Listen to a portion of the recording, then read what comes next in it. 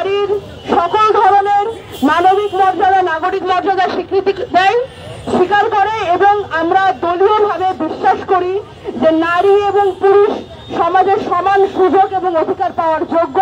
আর একই সাথে সামনের দিনে জননিরাপত্তা, নাগরিক নিরাপত্তা, নাগরিক মর্যাদা এবং নাগরিকের অধিকার নিয়ে এনসিপি কাজ করে যাবে।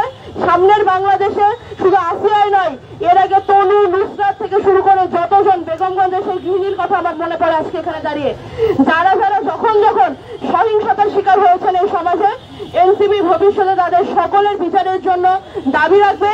এবং একই সাথে আমি নুসরাত তাবাসসুম আমার জায়গা থেকে বলতে চাই, এই সরকারের শুধুমাত্র গ্রেফতার নয়, হাইকোর্টের মাধ্যমে সর্বোচ্চ বিচার নিশ্চিত করে বিচার প্রদান করাটাই জনগণের সামনে দেখানো দরকার।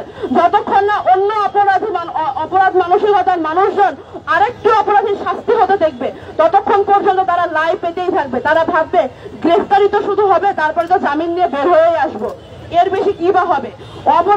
অপরাধ কমানোর জন্য অপরাধীর বিচার নিশ্চিত হওয়াটা এই সমাজে খুবই জরুরি।